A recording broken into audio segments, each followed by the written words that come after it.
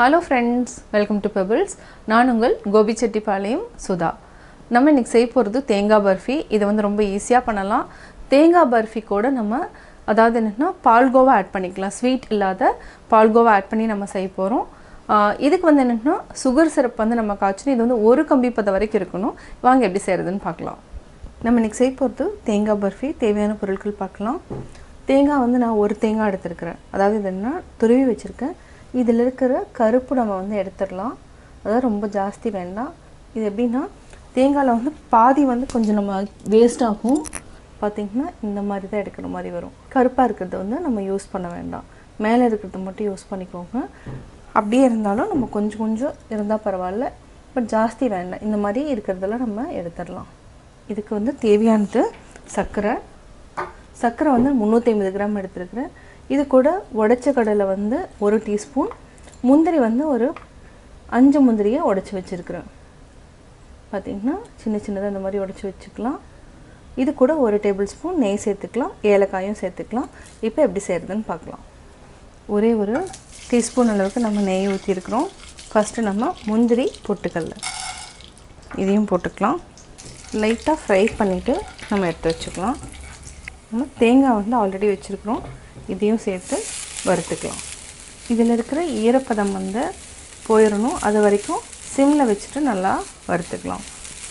நல்லா வதக்கிட்டோம். அதாவது என்னென்னா ட்ரை ரோஸ்ட் மாதிரி பண்ணிட்டோன்னா அந்த தண்ணி வந்து இருக்காது. இது வந்து ரொம்ப நாள் வச்சுக்கலாம். அதாவது வெளியில் வச்சாலும் பர்ஃபி வந்து கெட்டு போகாது. நல்லா வறுத்துட்டோம். இப்போது ஒரு பிளேட்டில் மாற்றிக்கலாம். 350 கிராம்ஸ் அளவுக்கு நம்ம சர்க்கரை எடுத்துக்கலாம். இதுக்கு 1/2 டம்ளர், அதாவது எதில் எடுக்கிறோமோ அதில் பாதி அளவு தண்ணி ஊற்றிக்கலாம். நல்லா கரையட்டும். இது ஒரு கம்பி பதம் வரைக்கும் நல்லா காய்ச்சிக்கலாம். இது நல்லா மிக்ஸ் பண்ணிகிட்டே இருங்க. இப்போ நம்ம கம்பி பதம் வந்து சீக்கிரமாக வந்துடும். கையில் வந்து தொட்டால் பார்த்திங்கன்னா ஒரு ஸ்ட்ரிங் வர ஆரம்பிச்சிருச்சு. இப்போ நம்ம தேங்காயை மிக்ஸ் பண்ணிக்கலாம். நல்லா மிக்ஸ் பண்ணிகிட்டே இருங்க. சுருண் நல்லா வர வரைக்கும் நல்லா மிக்ஸ் பண்ணிக்கலாம். கூட கொஞ்சமாக ஏலக்காய் போட்டுக்கலாம். நல்லா மிக்ஸ் பண்ணி விடுங்க. இது நல்லா சுருண்டு வர வரைக்கும் நம்ம மிக்ஸ் பண்ணிக்கலாம். இப்போ நம்ம மிக்ஸ் பண்ணிட்டோம். 2 டேபிள் ஸ்பூன் அளவுக்கு நம்ம மாவாக யூஸ் பண்ணிக்கலாம். அதாவது பால்கோவா. இது ஸ்வீட் இல்லாத பால்கோவா. இது ஆட் பண்ணுறதுனால நல்லா பைண்டிங் கிடைக்கும். நல்லா மிக்ஸ் பண்ணுங்கள். மாவாவை நல்லா மிக்ஸ் பண்ணியாச்சு. நம்ம ஆல்ரெடி வந்து ஒரு பட்டர் பேப்பரில் கீ தடவி இருக்கிறோம். இதில் வந்து போட்டுக்கலாம்.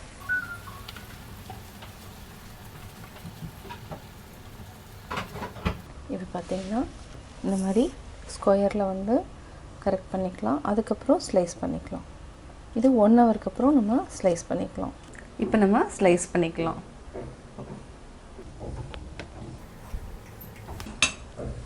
நம்ம கட் பண்ணிட்டோம்.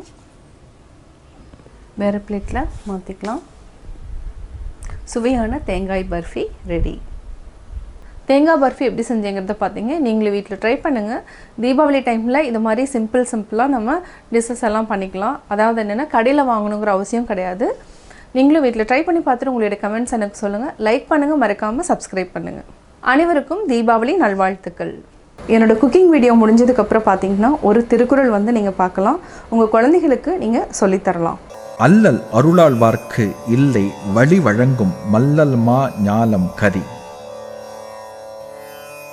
அருள் உடையவர்களாக வாழ்கின்றவர்களுக்கு எவ்வித துன்பமும் இல்லை. காற்று இயங்குகின்ற வளம் பொருந்திய பெரிய உலகில் வாழ்வாரே இதற்கு சான்று ஆவர்.